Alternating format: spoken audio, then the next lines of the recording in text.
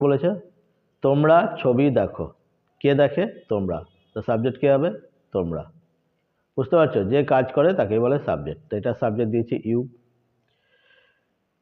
তোমরা কি করো? দেখো, সি। কি কাজ করে? তোমরা দেখা কাজটা করে, এটা হচ্ছে ভার্ব। এবার দেখে, কি দেখে? ভার্বকে প্রশ্ন করতে হয়, কি দেখে? না তো ছবি দেখে, পিকচার।